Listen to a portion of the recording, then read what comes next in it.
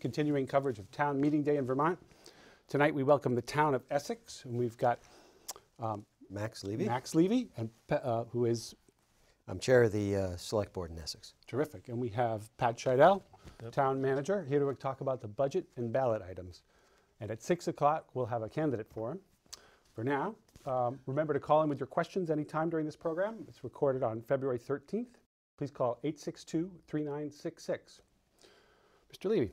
Okay, thank you, Alex. Thanks for having us here tonight. We appreciate the opportunity to go over the budget with folks so that they can see what's in it. It's a nice preview for Town Meeting Day, which is March 5th at 7:30.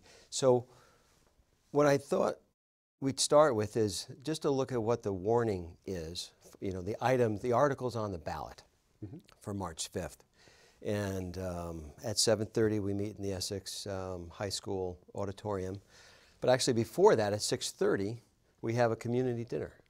And the public's invited. They can have the meal before the meeting, and they can leave if they want to, but hopefully they'll stay for the meeting. And this year it's a little bit different because Pat Scheidel, who's been a wonderful manager for the community in Essex, including the village for the past number of years, has worked 27 years there and is retiring, sadly. Rather soon, actually, this month. So we went through a process and hired a replacement. Very difficult to do, but we found somebody, big shoes to fill.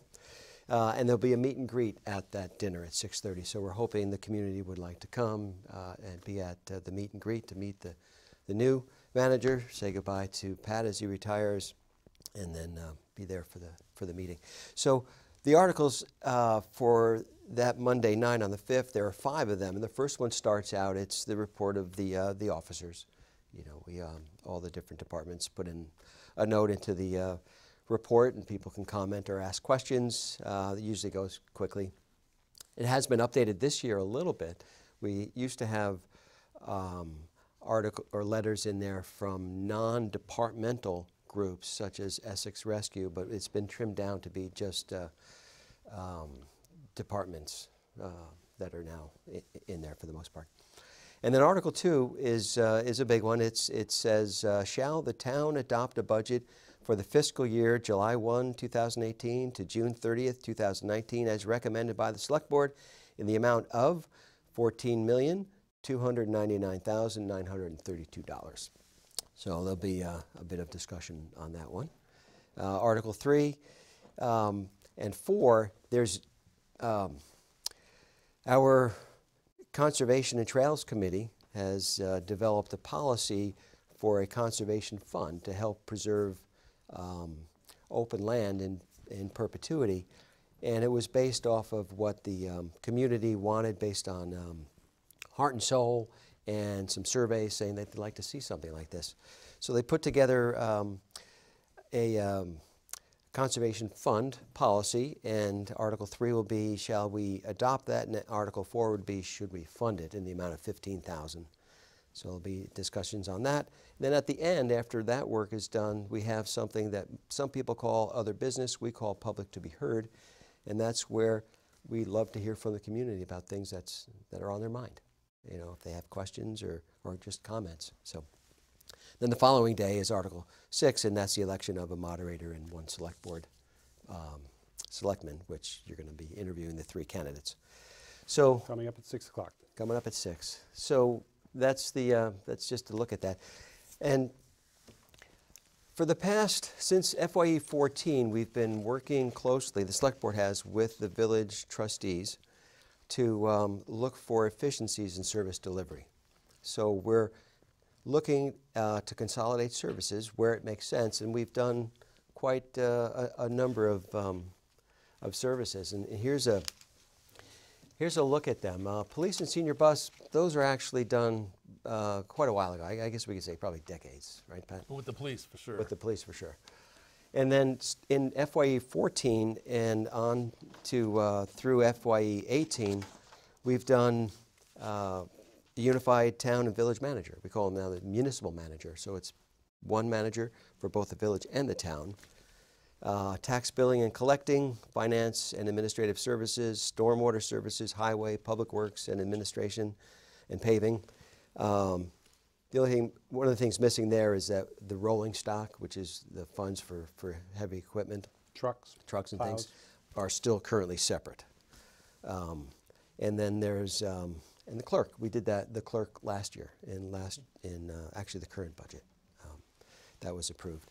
So looking forward to what's in this budget, there are two additional areas we're looking to do some work to help consolidate. And one is human resources. Right now it's separate. And the fire department alignment, now this isn't a consolidation, this is really to make it so the two departments, the fire department in the village, the one in the town, can work more closely together. So we're aligning budgets, training protocols, payment policies, organizational structure and operations. And an important one is the consistency of fire ground strategies and tactics, so that when the two departments get there, they have the same strategies planned as far as how you attack a fire. So we're looking to get some alignment there, to get better, to be able to work more closely together. So those are the two areas that we're looking to do in this budget. And what we like to do is let's take a look back a little bit and see, has this been successful? Now, you can measure success by efficiencies. How more efficient are you? And those don't necessarily translate into savings, but a lot of times it does. So the things that are tangible that we can really say, here are some real savings, we've identified those, and that's looking back from the past, again, FYE 14 to 18. And we've broken it up even to look and see what savings did the town government save and what did the village save, and then further granular looking at manager department and what savings came out of that, and finance and admin and stormwater and public works. Rather than go through all those numbers, if you look, you can see for the community, this consolidation saved about $1.4 million so far, which is not chump change. So that's reducing duplication of services, duplication of without services, reducing the amount of service delivered to residents right. of both the town and the village. Exactly, great point, Alex. One of the requirements for this process is to ensure that we have quality service delivery that's either maintained at the same level when they were separate and now combined, or perhaps enhanced. So yeah, that's a very important aspect of this work. And then for this year's budget, FYE 2019, if we go through the manager's budget and the finance, admin, stormwater, and public works, the town savings by doing the consolidation of services is about $320,000 that we can point to say that we're able to not put in the budget because we're working smarter together now. And in the village, it looks like it'll be about the same, about $364K. So real dollars by just working smarter rather than having duplication of services. So this is a look backwards, and to say, have we been successful on that? And so let's look at the numbers. Going forward. Going forward. For FYE 2019, and the total proposed budget for this year is $14.3 million. The increase from last year's FYE 2018, actually the one we're currently in, it's $595,000 up from last year. As a percent, that's 4.34% of total dollars. But when you look at it from the impact on the tax rate, the estimated increase in the net tax rate is 2.96%. Conservative. Pardon? Conservative. Right, and that's actually based on, so that's conservative. That's a conservative one, which is how we've done all these budgets. Pat, do you mean that's a conservative estimate or a small increase? It's a conservative estimate because what goes into that is only assuming a 1% growth in our grand list, and over the last 5 years, we've averaged almost 1.5% growth, and this past year was well over 2%. So, which means more tax revenues coming to the town. right. So, and that means in a diversified world, we want to see more commercial and residential than residential, and that lowers the property tax for the residents. So that's why the 1% is conservative. Right. So what I'd like to do is then drill down a little bit into that 595K and see what's driving that.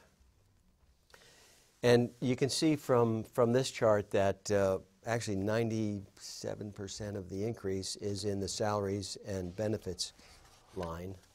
The rest is an increase in liability, and mostly workers' comp insurance has increased significantly. Stormwater and Village Highway is up 24K. Village and equipment, vehicles and equipment rather, is down actually 38 because of, I think there was some FEMA money that came in because of that big windstorm that we had. So that helped offset some things. Human Services, the budget, back in, I think, the 80s, the people said, let's put 1% of whatever the budget is towards human services for nonprofits and to help folks that are perhaps struggling. So that always goes up as the budget goes up.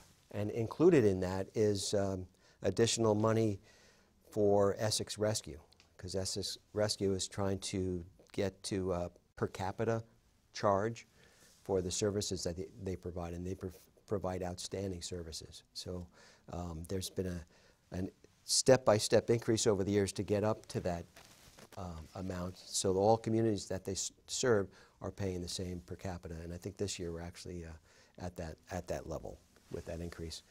And then with the other net of other increases and decreases, it's 14K. But you add all those up, and it's 595K. When you say K, you mean thousand. I'm sorry, 595,000. Yeah. Good to clarify. Yeah. So let's continue to drill down into that, into the salaries and benefits, because again, that's 97% of the increase. And I want to take some time on this chart. It's a horrible chart for the TV, but what it's trying to show are the proposed staffing changes that are part of that salary and benefit increase that we see. And I'll just start at the top on the new staffing in the police department. We're looking to add 2 new police officers there in the department, one to start in the beginning of the fiscal year and one to start halfway through, because the police department has become almost completely reactive to calls due to current staffing levels. So it's difficult to find time for the proactive details. And that would be things like speed enforcement or business checks, community policing, that kind of thing. So we're looking to add the 2 new police officers there. And how do we compare in officers per thousand versus other towns? We're similar communities as ours. They have 2.1 officers per thousand people in their town. We're at 1.33. So it's 1.33 officers per thousand versus 2.1 for the other communities. By adding these 2, it gets us to 1.45. And it's a potential, morale issue. You can, there's other communities here that police can go work for, and if they have more police officers do basically the same amount of work, that might be more attractive. So we're trying to address that. Just for wondering, how many officers do you have now in the town? I think 26. 27? 27, this would be 29. Great. But we are rarely at full complement because of changes. Sure. So.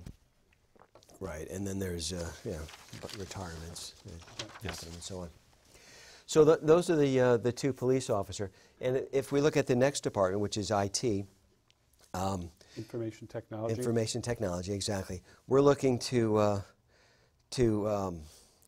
go from a part-time position to a full-time position, because had our former captain of the police department was 0.4 of his time, cost-wise anyway, was on IT. Cost-wise. The 0.6 was for the police, but he basically was doing 2 full-time jobs. I mean, he just an amazing guy. And he was promoted now to be chief. So that left a gap there. So what we'd like to do is go from the 0.4 for the IT director to a full 1. We had a network administrator position. We're going to get rid of that and have 2 technicians underneath the director. And that new technician would start the third quarter, the last quarter of the fiscal year, if needed. They're going to look and see if they can handle the job with the staffing they have, because that's what our folks do. They end up tucking a lot of work, but there's a point where it's hard to do, and particularly with IT, as we're consolidating services. The IT department currently supports 157 users over 9 sites, and that's up from 115 users. So there's a 37% increase in just the past couple of years of users, so it makes sense. And rather than being in just a firefighting mode for issues, to help enable more efficiencies, if they can be available also to train a lot of the employees how to better use the software and systems that they have, then that's finding better efficiencies that way. So we're looking to, as I said, to increase from a part-time to a full-time position for IT. Next area is in the manager's department, and that's looking at currently HR is done as a part-time basis. We have an HR coordinator / administrative assistant to the manager's office. In the past several years, we realized that we're really lacking in some areas where we really need to go from that part-time HR to a full-time. The HR director would be able to provide services then for both the town and the village, and right now the clerk provides HR services to village employees. So by having a full-time HR person, then the clerk won't have to do the HR duties in the village.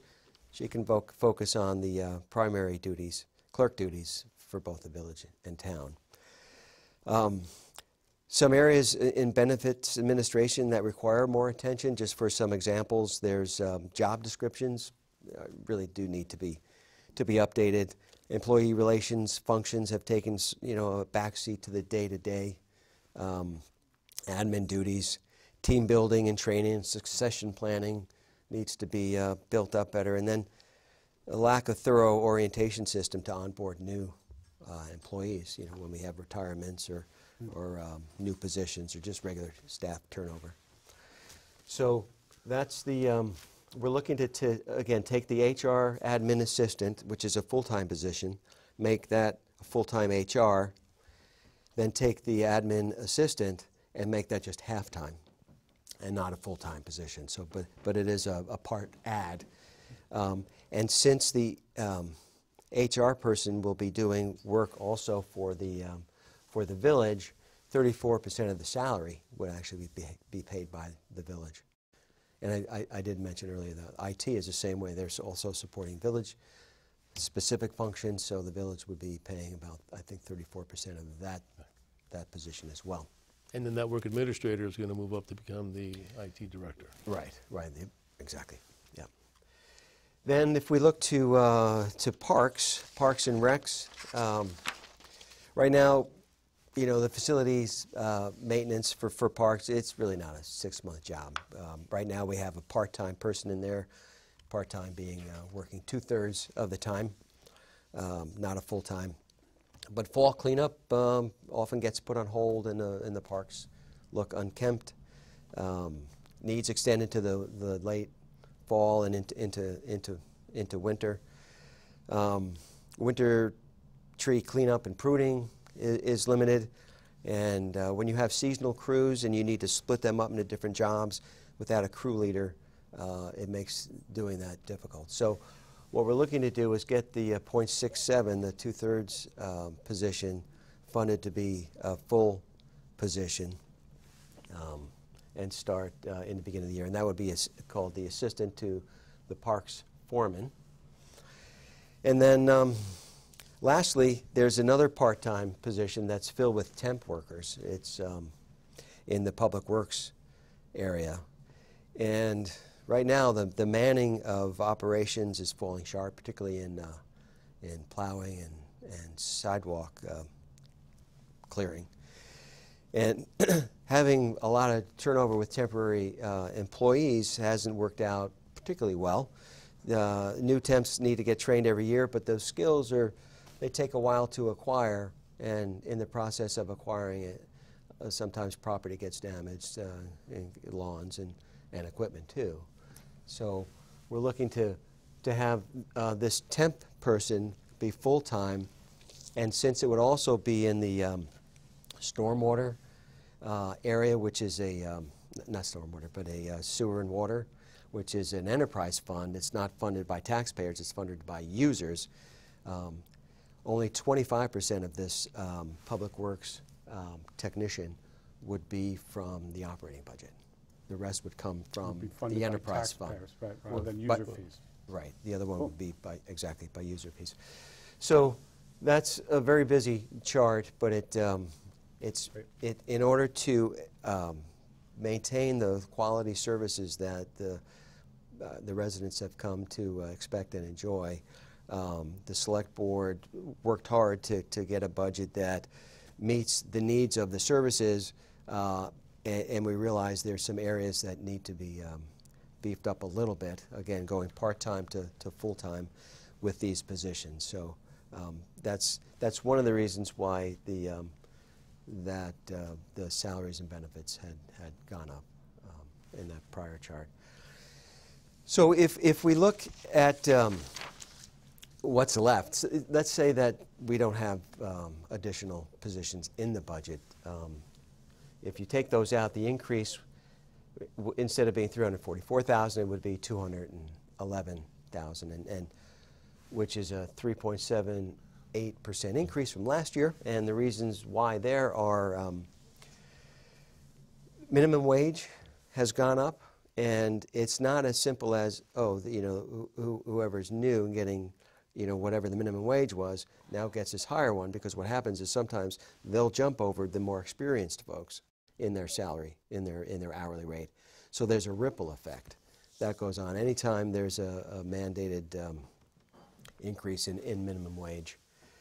The alignment of the fire departments, the pay was not the same between the fire departments in the town and the village.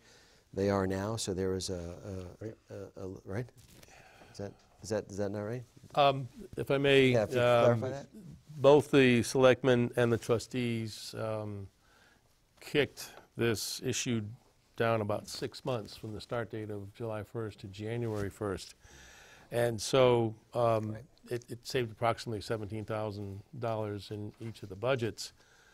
But part of the alignment was to align the hourly rate, which in the town was about 10.5 and in the village was 12.5 per hour, to be the same, 12.5 in each side.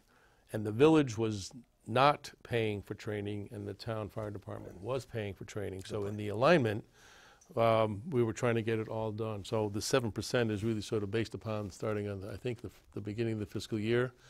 We may find a way to work within that in the current fiscal year. And I must say, I was asleep at the switch when the question was asked at the budget work session. If we follow with the cut, will it have any negative impact? And I totally forgot of the difference in the hourly rate. So perhaps we might be able to do something at our next regularly scheduled meeting to fix that. But mea culpa out there to my lovely friends in the fire department. Okay. Thanks for that clarification. Sorry. Another thing is we have Essex has senior buses to help the seniors get around, and the wages for the drivers had to go up. It's difficult to find drivers, and there's a very high demand for that service. So in order to make sure that that service is available when people really need it, we need to make sure we have drivers. So there was an increase in that. And about 2 years ago, we did a salary survey to see where we are with our salaries of the staff. And what the conclusion there was is we're pretty much in the middle except for one position, as I recall, and that was actually behind the middle. And in this year's budget, we're going to be doing another salary survey.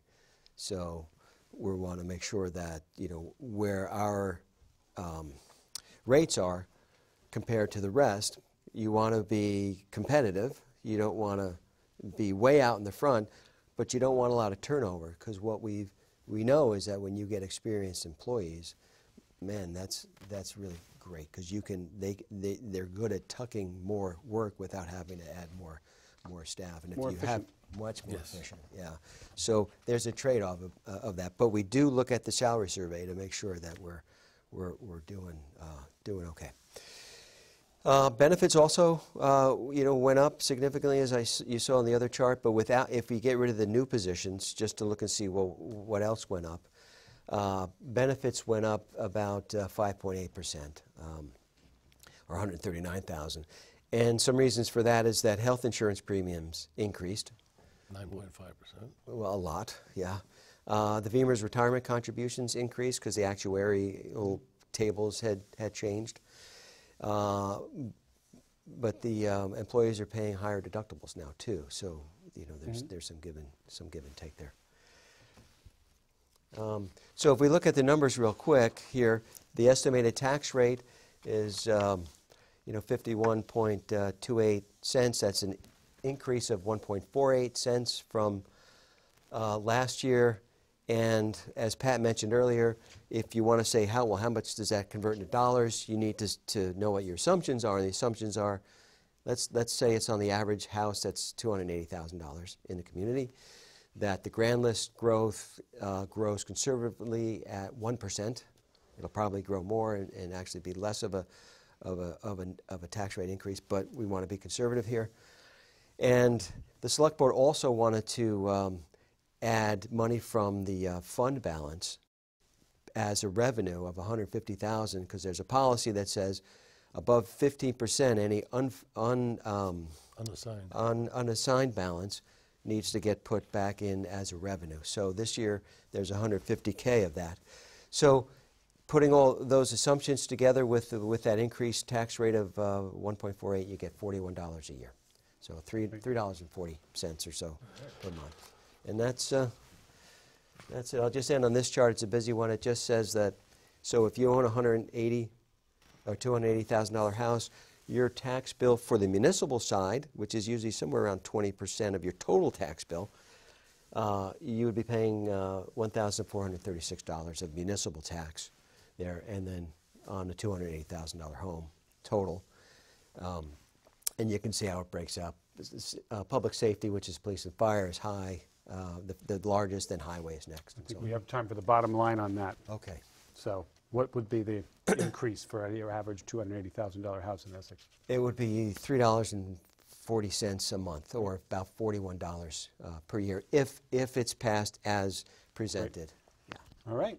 Well, thank you very much. Okay. Max Levy, Pat Scheidel, you're Thank you. retiring after many years of service to the town. Yes, Thank indeed. you. Thank you for your service. A well-earned retirement. Well earned. We're going to take a short break. We'll be back at 6 o'clock with an Essex Town Select Board candidate forum. Thank you for joining us. Thank you, Alex. Thank you. And thank you, Channel 17.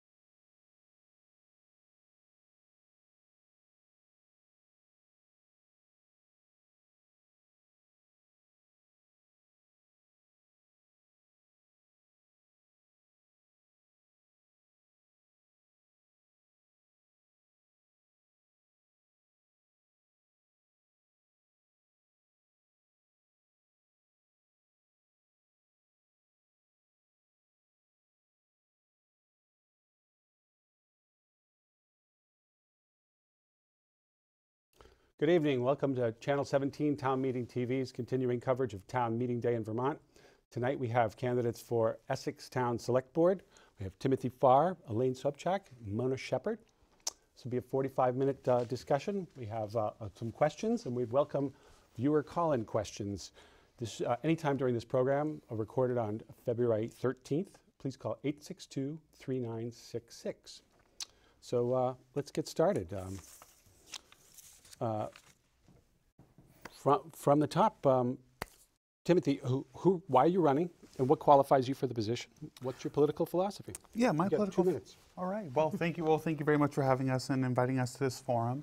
I would say my political philosophy is pretty progressive. For the last 2 years, I have worked with the Vermont Progressive Party. Last year, I worked with the Charles Winkleman for City Council campaign very proudly. We made some really good, we did some really good things in that race, and made some really good connections with the community members, got a really good feel for Burlington. But me, fundamentally, as a progressive, I believe that everybody is entitled to health care. Health care is a right and not a privilege. I also believe that the state of Vermont needs to take part in prison reform, and that's something that the Progressive Party heavily pushes for. I also believe that the middle class in our local communities should not be heavily taxed and keep on carrying the burden of increasing taxes year after year after year to meet special mandates set forth by local governments. We need to find alternative ways rather than crushing those trying to make their way out of poverty and into the middle class. So a little bit about myself too. I served for a year on the Chittenden Clinic Advisory Board. And the Chittenden Clinic itself serves thousands of recovering opiate addicts in Vermont. I served a year on that board. I got a really close look at the hard work that the dedicated professionals put into opiate recovery with medicated-assisted treatments, and how much dedication these professionals have to making our state and our communities a much safer place to live in. And it was a privilege to serve on that board. I have felt a strong drive for the last few years to get involved in local governance, or especially involved in civic service. I believe I would be a good candidate for this position just because I have a differing viewpoint than some other folks do. I bring in a newer generation perspective, and I believe I'm a good alternative to the status quo of what would be considered a select board candidate or traditional select board candidate for the community of Essex. All right, thank you. Thank you. I should note that all 3 of our candidates tonight are not incumbents. We're running for an open seat. That's right. Elaine Sopchak, why are you running, and what qualifies you for the position? What's your political philosophy? Well, I am running because I believe my expertise, my demonstrated commitment to the community of Essex, and my strong history of collaboration will be a benefit to both the Select Board and the citizens of the entire town of Essex. I have a long history of working on boards and committees in the town, and I am known for a collegial and practical style. And I bring that with me everywhere I go. I listen to multiple perspectives, and I do my best to have as many stakeholders as possible at the table during the decision-making process. And so I really believe that that kind of friendly openness is essential for a board, and coupled with my knowledge of economic development and planning, municipal budgeting, and public participation, I really feel I would be a very strong representative of the people of the town of Essex on the Select Board. I should also say, for full disclosure, I am the Essex and Essex Junction representative to the board of Channel 17, and I'm also the chair of the board of Channel 17. I wanted to say that so that folks knew that up front. Great, thank you. Sheppard, who are you, and why are you running for office? Hi. Why are you qualified? What's your political philosophy? Good evening. I am an Essex resident of about 18 years, a little bit over 18 years. My husband John and I live in Essex with our 2 rescue dogs. I am currently on the Essex representative on the Essex Rescue Citizens Advisory Board. I am one of 12 citizens of Essex who were chosen to interview for the new, on a citizen panel to interview for the new municipal manager. And I have over 3 decades of experience in private industry, in finance and management. I have nearly a decade of experience in municipal government. I'm currently the finance director for the town of Underhill and HR manager. I'm running because I think we need more fiscal restraint and transparency in town government. I would say that I think the major goals that I would be looking for are to preserve natural resources, maintain the infrastructure, protect the health and safety of the residents, control tax increases, and increase transparency and democracy. I think the strength that I've developed over my 3+ decades in leadership, in management, and finance would come in to be very valuable assets to work on the ever-increasing budgets. And I think that says it all.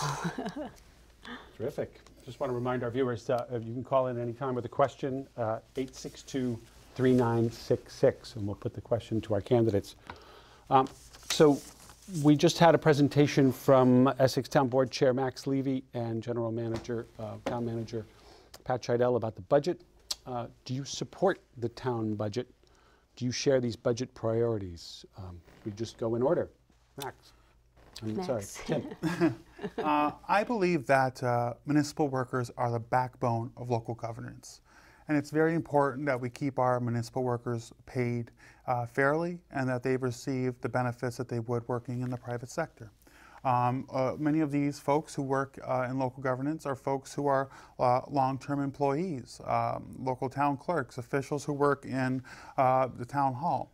And these folks deserve a raise once in a while. We got to take care of them, especially with our firefighters and our police departments. We got to show these folks some respect. I know that 97% of the budget increase proposed on town meeting day goes toward benefits and salaries of local officials, and some people on the conservative side may say, why is the public sector getting another raise? Well, the salaries are pretty modest as it is to be in public service here in the state of Vermont, and I wouldn't say it's anything grandiose. And we got to look at the growth of our fire department. The adding of 2 police officers to local law enforcement, as the chairman presented in the last segment, and making our community a safer place. And I think this budget prioritizes everything quite well. Great. Elaine, what do you think about that? Do you support the town budget? I do support the town budget as presented, and I think the Select Board did a very good job at making some very difficult choices in reducing the initially presented budget to a more palatable level. As Tim said, 97% of the increase is due to human resources changes. These 4 positions that are being added are really essential. It's been over 10 years since the police department added new personnel, and as Pat Scheidel said, or Max said in the previous segment, the police department has been more reactive than proactive because of a shortage of employees. So I really support the increase of 2 police officers, and I'm glad that the Select Board has decided to implement the first of the officers at the start of the fiscal year and the second of the officers midway through the fiscal year, so that we don't feel quite so much of a tax impact on that. But I do support the budget, and I'm looking forward to seeing the presentation at town meeting. Well, do you support the town budget? No, I do not support the town budget. I think we first have to look at a little bit of history. Over the last 5 years, the budget increases annually have gone from 3.99%, let's say 4%, to 10.5%. So for the last 5 years, we've had an average increase of 6% annually. COLA for the last 5 years has been an average increase of 1%. In fact, in some years. Cost of living adjustment? Yeah, I'm sorry, cost of living adjustment for Social Security recipients, right? It's been an average of 1% per year. In fact, in some years, it's been 0, And some recent information from the Bureau of Labor Statistics for Chittenden County said that from December of 2015 to December of 2016, the average weekly wage actually went down 3.6%. And then we look at our grand list, and you can see that 2/3 of the grand list is homestead residential. So I think you can see who's carrying the burden of these unsustainable tax increases. So they've taken some short-term, one-time stopgap items, such as using part of the unassigned fund balance. There was $270,000 in that unassigned fund balance, which actually is just taxes that they collected in prior years that they didn't need to. They decided only to give $150,000 back. But then again, doing that is still just a one-time stopgap. It doesn't get to the fundamental problem, which is that the leadership is not providing monetary efficiencies. They're providing monetary inefficiencies. That was a slip, it's true. And I don't support the budget. I think that some of my experience could be useful in analyzing costs, in strategic planning, in establishing financial controls. I look forward to the new town manager who hopefully will go along that direction. Does anybody want to add to that? Continue.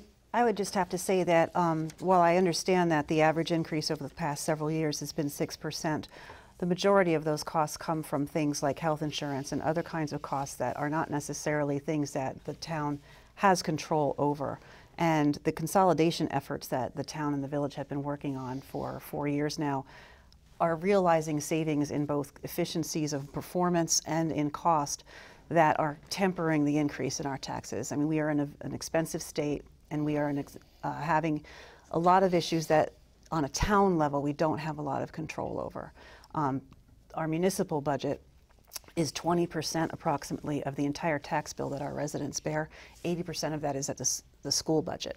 And so while we work very hard to maintain control on the increases of our municipal budgets, there's a lot of other factors at play that cause tax increases. And I feel like the town and the village have both done a lot of work to keep our increases reasonable. They're over COLA, but it's an unusual community that is able to keep their increases at 1% or less over 10 years. I would agree that it is very difficult to stay at 1%. However, an average of 6% per year when our consolidated services is supposed to be saving us money and bringing us efficiencies, which is another one of your questions we can get to later. But if that's not happening, then it just appears to be bad management, because not every community is running at 6% per year.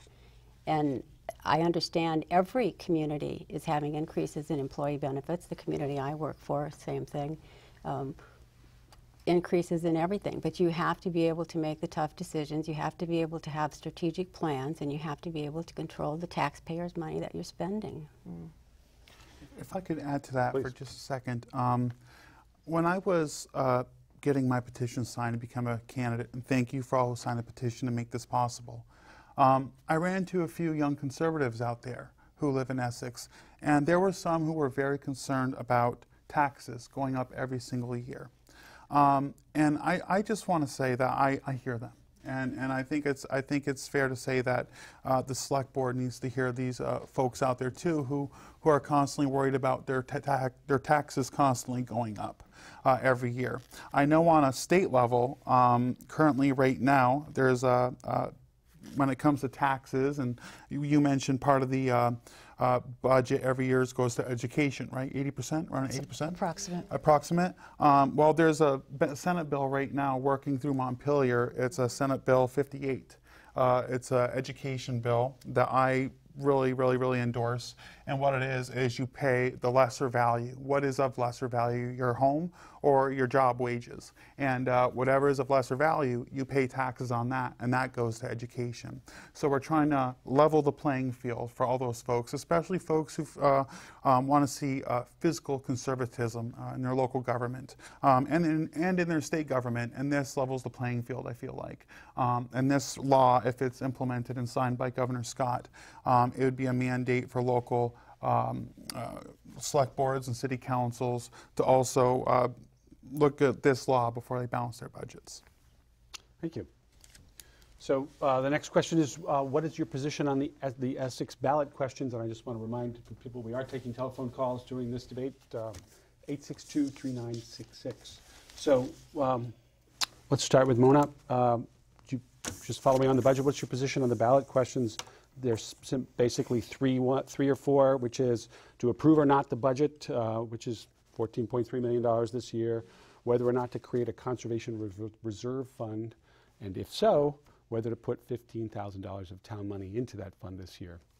Do you agree, disagree? I think you already heard. I don't agree with the budget article, but as far as the conservation article is concerned, it does support the goal of preserving natural resources, defines which resources we will try to preserve, how the money will be used, how the reserve grows, and a brief description of the application process. I think it's just a beginning. I find shortcomings in the policy that was developed because, again, it gives the select board authority to spend the money that ever gets in there without approval by the voters. They are required to have a hearing. They are not required to have a vote. To me, a hearing is not approval by the voters. You have to have a vote at the ballot box. It also allows the select board to transfer money from the unassigned fund balance, which we were just talking about, into that into that conservation reserve without voter approval. And I think that should be stricken. It's just too much authority for the select board to have. It's not enough control on the taxpayer dollars. I'd also like to see something in the application process where people would have to give an estimate, a budget of future carrying costs of that property. We will be increasing the budget for Parks and Recreation to take care of it. There'll be volunteers, but that wouldn't necessarily stop us from taking some land, but we should know what we're getting into that's going to affect the budget going forward. So I'm in favor of it. I just think that if it passes, we need to go back to the drawing board and make some tighter things in there to control the money. Thank you. Elaine, do you support, what's your position on the ballot questions? Well, I do support the budget, as I stated earlier, and I do support the creation of Conservation Fund. I'm happy to see that it also includes an allowance for other revenue besides appropriations for donations, contributions of property, and fundraising. It allows our residents to become more active in the stewardship of our open space, and in the event that the voters do not approve the creation, or excuse me, if they approve the creation of the fund, but they don't approve the seeding of it with $15,000, which is the other budget ballot question, we can still raise money for it according to how whatever town residents want to contribute. I think it's an excellent idea to have it, considering the fact that we are struggling with trying to justify having additional positions in the personnel line item.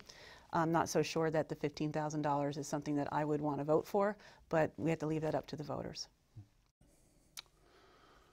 Yeah. Timothy, what do you think about the ballot questions? Well, as for the budget, as I already indicated, I am fully in agreement with the budget this year. I believe that it is high time that our public officials get the raises they deserve and get the benefits packages they deserve, and that we need to shore up our local law enforcement and our firefighters.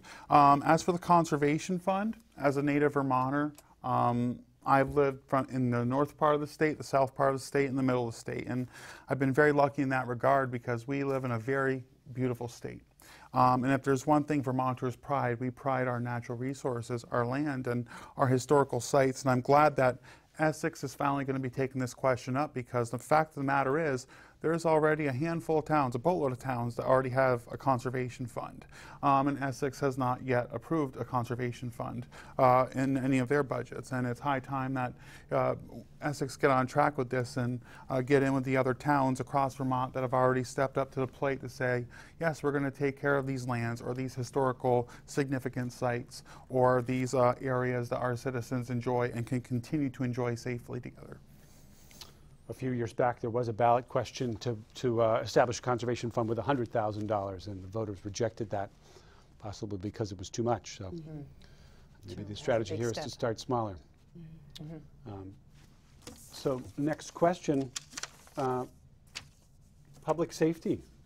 Mona, do you agree with the Essex decision to not sign on at this time as a member of the proposed Chittenden County Public Safety Dispatch District? This would create a unified district for dispatching police, fire, ambulance services, which is kind of a patchwork between towns right now. Yes, I understand, based on the information that the Select Board had received, they felt this was the decision to make. I will have to go along with that decision. However, I think, because I don't know enough information at this time either, however, I think that communities joining together to create this dispatch and a 911 service, it has many pluses. Tax savings, saving lives if there's a reduction in the response time to an emergency, possibly better equipment because you're pooling money. So I really see this in our future. Obviously, the select board didn't think it was time, and that was a lot also based on the advice from our just retired chief of police. So I agree with their decision since they didn't have enough information. But I would like to hear from our new town municipal manager, Evan Teach, because I understand in a previous position he worked to build a 911 call center and a consortium of communities that saved a larger community that saved $250,000. So I'm sure he has some advice he can give us and hopefully some pointers. So if we sit back and review this again, you know, maybe we can get on to other opportunities, because sharing services just with Essex Junction is good, but we can go on a broader brush, and hopefully we will be able to join this when our answers are when our questions are finally answered.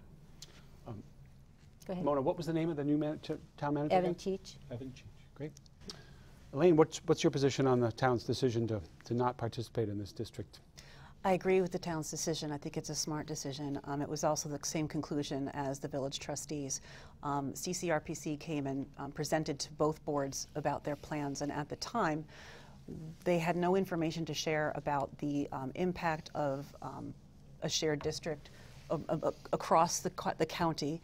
They did not have specific information on what the annual budget of the district would be, and they also did not have financial information on how much it would cost to build out the IT system to the state it would need to be in order to accommodate the new plan.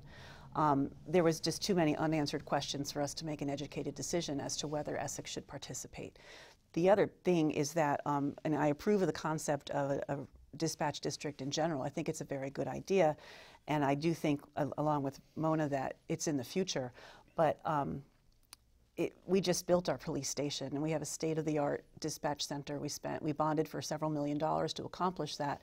So we are not necessarily in the same position as the other communities that are looking to join a district. So we need to hold back and see what the results of the conversation are going to be, how it might impact our budget, how it might impact our current dispatch staff, and whether or not Essex would receive a benefit from being a part of this district. Thank you. Tim, what do you think about this decision to withdraw? I got to tell you, my position is a little... We haven't withdrawn. Excuse me, I'm sorry, we haven't withdrawn. We are... not sign on at this time. That's right. We are participating fully in the discussions, but we have not signed on. It's not going to the voters on town meeting day. I'm sorry to interrupt. Well, it's fine, but I just want to say that to begin with, in the United States, our 911 system is archaic. Across the country, there are rampant reports of people waiting long times for emergency services to arrive. Sometimes because there's not unified districts. We get 911 dispatchers who have to repeat information time and time again before an ambulance or a police officer is dispatched to a location of an emergency. Now, according to some research that's been conducted about this unified dispatch emergency district, it could save potentially 70 seconds in a case of an emergency. 70 seconds. How long does it take someone to go from having emergency to just a fatality? And we got to think about that, 70 seconds. That means a lot to some folks with severe health issues. And I think it would be the most responsible thing to try to network with the bigger community at large to expand our emergency operating system and how our emergency responders respond to 911 calls. This is a very, very important issue. It is life or death. And 70 seconds is, it doesn't seem like a lot of time, but at the same time, it's less questions a dispatcher has got to relay to the other local community emergency dispatch. It's less back and forth and more directly right to the emergency. And I know we have a significant amount of folks in our community with medical problems, and God forbid, if they ever did have a medical emergency, that it would take such a long time for emergency services to get there. This is, like I said, this is truly a situation of life and death, and the more we pool our resources together and try to update our 911 system, especially here in Vermont and in the town of Essex, I think it would mean a lot to the citizens. Thank you. Moving on to economic development. Do you think the town is doing enough to address economic development? What overall strategy or specific steps should the town take to ensure its long-term viability? What, if anything, should Essex do to diversify away from retail? Because retail is in decline nationwide. Mona, do you have any thoughts about economic development? Oh, yeah, I like it. Okay. No, I'm sorry. I think that, you know, one of the first things we have to do to take care and attract businesses is to take care of the basic thing that governments always take care of, is to have good infrastructure, good schools, transportation for moving people and goods, education, training, all those wonderful things, while still maintaining a sustainable tax rate. In Chittenden County, some of our challenges right now is that the job growth area is in low-wage industries. There's a high cost of housing.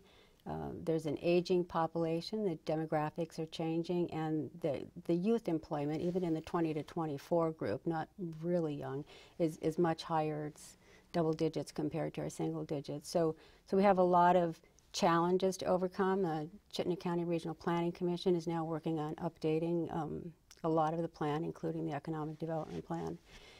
There's been a lot of success, I think, in Essex recently with the Blodgett Ovens is moving with 200 plus employees to Allen Martin Drive. And I understand the capacity will be larger than what they have now, so that may even increase. We have the Essex Town Center is being redeveloped. I forget how long that was that plan was around, but it's been, you know, a decade or so. So that plan has some areas of residential, some areas of historical, and some areas for commercial development. It is what includes Hannaford and a lot of the current retail, which does look kind of empty now.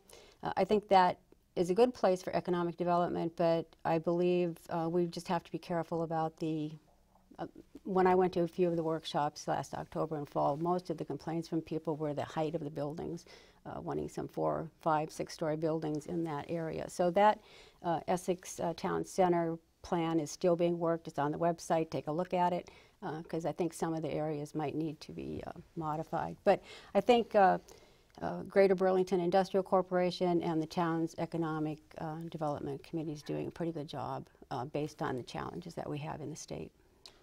One point of clarification. Sure. Mona. Did people complain that the buildings were too tall or not tall enough? Too tall. Too tall. you. I'm sorry, I should be No, it's clearer. all right. Elaine, what are your thoughts about economic development in Essex? What can the town do? So I think our economic development conversation needs to be more cohesive. We talk a lot about the Essex Town Center. We talk about the industrial zones at the boundaries of the town. We talk about the village center and the downtown. We don't have a lot of conversations about Essex in general and economic development for Essex in general. And I'd like to see more conversation between both planning commissions about future planning for the community, how to balance development, how to balance the needs of the businesses in our area, and to balance the wants of our community members. The Thoughtful Growth and Action process, which happened about a year ago, is kind of on hold right now because of other business. That talked about creating a single planning commission for the entire community and 2 development review boards, one for the village district and one for the town outside the village district. And I think that's a really excellent approach, and I'm hoping we'll be able to resume that conversation so that we can have a broader discussion about what economic development means in context with planning for infrastructure, water, and traffic, and as well as preserving open space and balancing what our residents want. The ETC Next initiative, which is being the new version of the Essex Town Plan that's being developed right now, it's a visioning process for the next 25 years of the community. So just like the Design 5 Corners process that happened in the village, residents have been engaged through surveys, forums, conversations, and all sorts of ways to find out their requests about what they want their community to look like. So that conversation still needs to continue. As far as the Essex outlets goes, I think it's a great idea that they've presented a plan to reduce the retail and increase residential. The mall is becoming more and more vacant. I used to own a business in that mall. I have never seen that mall have full occupancy. So I really think that it's a good idea what they've brought forth. It needs a lot of work. The ETC Next project conversation is going to result in some changes in the land development code, depending upon what the public wants. And so I suspect that the Essex Outlets plan is going to conform to those new ideas that are coming out of the ETC Next proposal. And the other concerns I have about that development are water capacity and water pressure and traffic. And I want to also make sure that the development that we have going on in that area is attentive to, we talked about building heights briefly. There could be enough apartments in there that it affects the building height, affects the water capacity for all of the different, the increase in residents. It may impact other neighborhoods surrounding it in terms of water capacity. So I have a lot of concerns about that. But the ETC Next process will hopefully blend those kinds of concerns that the public has with the needs of the developers who own large parcels of land out in the town. Thank you. Tim, how do you see economic development happening in Essex? Well, we're in a very unique position in Essex. We are right outside of Burlington, which is home to multiple colleges. Burlington, they're going through their own redevelopment downtown and with the mall. And so in Essex, when you think of economic development, I think Essex, the folks in Essex got to think a little bit bigger and a little bit broader. Perhaps when we think about housing, you talked about housing for a moment there. I think we need to think about moderate to low income housing, right? Essex, I think, being a town and being a town in Chittenden County, we have a moral obligation to also step up to the plate and help fight the war on homelessness and provide more low-income housing in the town of Essex, if that's what we can do in the development. Also, the hospitality industry has a lot of room for growth. And I'm not just talking hotels, but I'm talking there is a lot of room to grow, whether it's a restaurant or whether it's resorts. We have the Essex Resort and Spa, which is very successful, which is wonderful, which contributes wonderfully to our local economy. But retail is down, yes.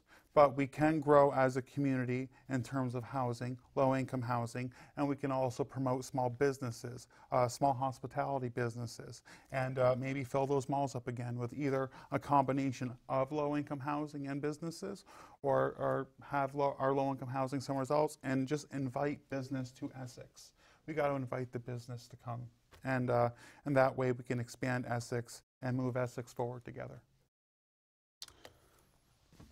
This next question is one that's always perplexed me as an outsider. Town-village relations. Are you satisfied with the state of town-village relations and service delivery? What should happen next between the two Essexes? Mona? I guess it's really two separate subjects. One is the merged services or the consolidated services, and the other is the relationship. I really see them as two separate items. Our relationship could be friendlier, I think we could say. I think that it's grown over the years. This has been going on for what, a century or something. So we're better at it, but I still see a little bit of incivility between the two sides. I wish that would work into only being talked about programs and process rather than individuals, but it sometimes gets down and dirty, as politics sometimes get. But as far as the consolidated services, in our Essex Town report, we get a couple of pages, sometimes up to 3 pages every year, of a list of everything that has been consolidated or shared. And could be something as simple as we use the same checking account now. But none of those are quantified. There's never any money showing what they're saving. The only ones that are really are public works and stormwater, which are separate line items in the budget. So we see those, but we don't see the others. The shared positions are like in a continual drift. It's like pieces on a board. So the impression is that the organizational structure is not really based on efficiency and necessity, but that it's for the convenience of the current office occupant.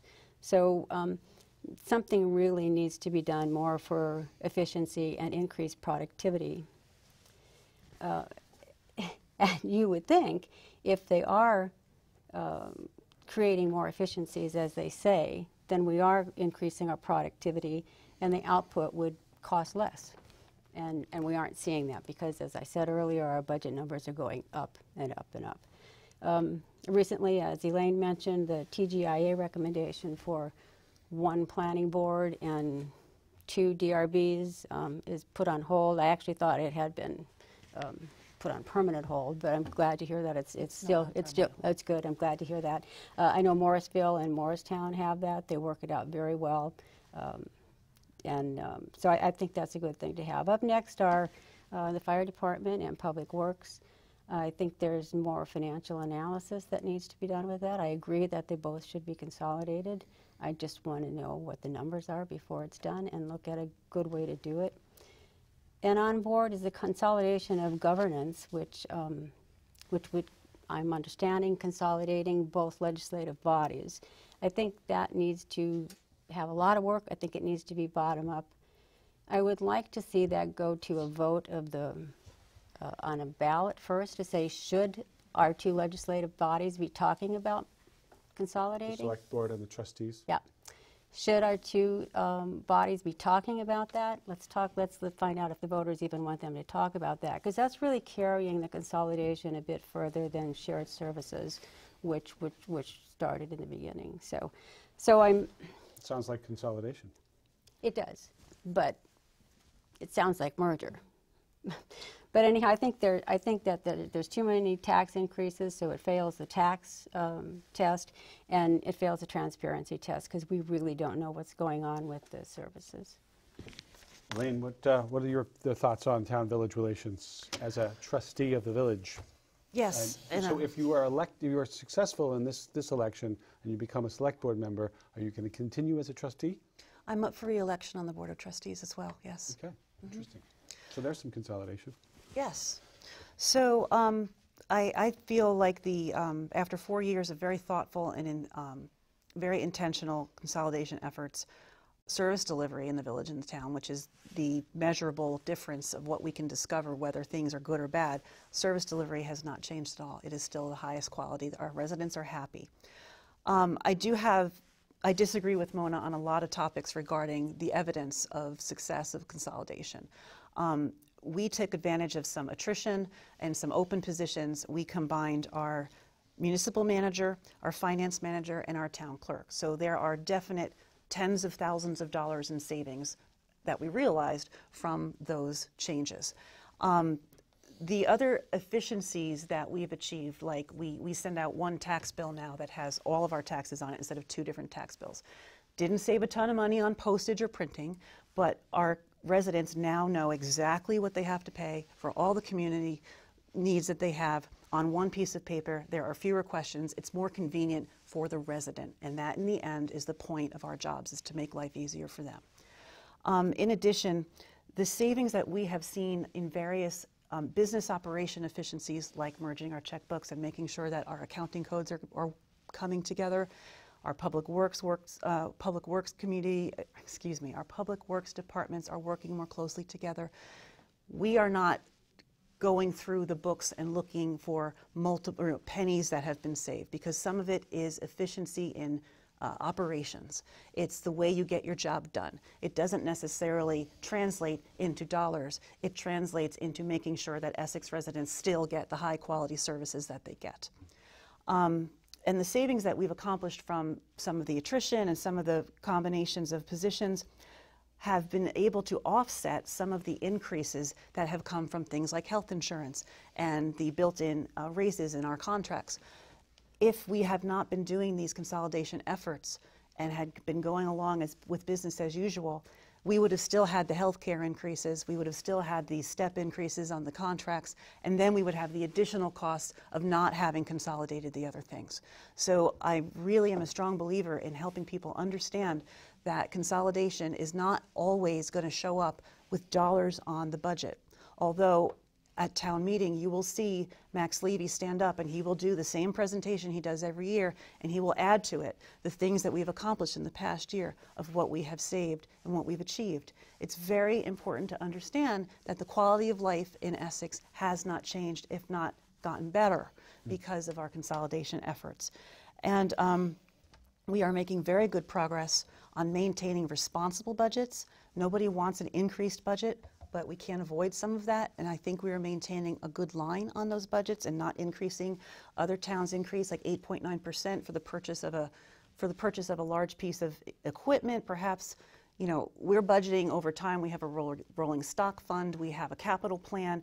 We are very organized in planning out how much we're going to spend money over the course of the next several years, and that's just going to get better as we plan together to spend money together, like our rolling stock, our capital. It's very important that we all work together to temper the increases that we know we're going to see. I want to have Tim Farr have a chance to respond to your thoughts about town-village relations. Town-village relations, well, as all you know, or if any of you have visited my campaign site or I've talked to you, you know I'm relatively a newcomer to Essex. I moved to Essex about 2 years ago. But here's what I know about Essex and the Essex I've observed and the folks I've met in Essex. It's not about Essex Village or Essex Town. It's about one big community. One big community of folks coming together. And that's what they do every single town meeting day. It's not going to, when it comes to the election for Select Board, it's not just people in Essex Town that are voting for Select Board. It's the people in the village too. It's all about one big community. Now, this has been an issue for a long, long time. You know, are we going to consolidate Essex Village and Essex Town into one governance, or are we going to stay apart? But you can see evidence of how successful merging is all over the place. With a beautiful new police station that was built, with a beautiful new municipal building that was built where the town clerk's office is. There's evidence of this wonderful threading process that's been going on for a long time. I choose to look at Essex Village and Essex Town as two pieces of beautiful fabric, right? And they've always been meant to be together. And you just got to get a higher thread count on there and make them one whole fabric. And the process has been in place. It's been organic. It's been from the people and from those in local government. And I believe it will continue its path forward in the future. May I add one more Yes. response to something Mona said? Mona mentioned the conversation that's going to be coming up about governance, and she said something about that it should be put on the ballot whether we should be allowed to talk about it. And I have to say, the village trustees and the Essex Select Board, our jobs are to explore every possible way that we can obtain savings for our residents and maintain our high standard of services. And we're going to explore every single possible way we possibly can. Governance is definitely part of that conversation. I think it would be very difficult for us to do our job if we were not allowed to talk about certain things until the voters weighed in once a year. I really feel like we need to be as innovative as possible. We have to get a lot of information. We have to do a lot of research. We will absolutely include the public in all of our conversations. But I would be concerned that not being allowed to think about certain things is a limiting factor that would not allow either board to do its job well. Thank you. May I respond to Yes, that? please. We have a couple minutes left, so go ahead. And there may be misunderstandings in the definitions of what we're talking about. But for the two boards to talk about consolidating the governance, I don't see that as having anything to do with consolidating of services.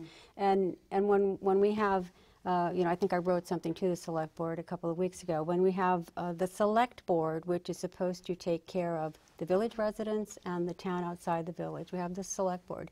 And then we have a village trustees who are supposed to take care of the village. You kind of have a lack of representation from those outside of the village. I know you're shaking your head. I disagree. But let's so not much argue. with that, Let's not Mona. argue. No, it's not worth it. So I really think when you're talking about combining legislative bodies, you really need to talk to the voters because you're talking about potential charter changes.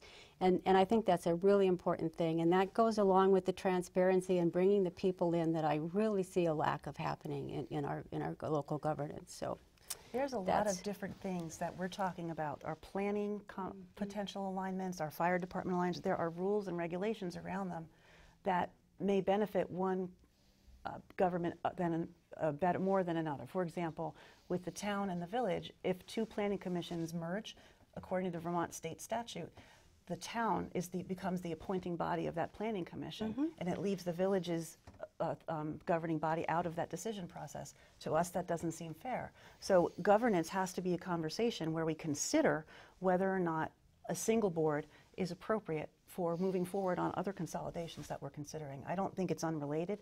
I think they're all, it's one big conversation. I disagree, but let's go on to something else. It sounds like it's been a century-long conversation about this particular issue. It's all the time we have tonight. I want to thank Mona Sheppard, Elaine Sopchak, Timothy Farr for joining us tonight.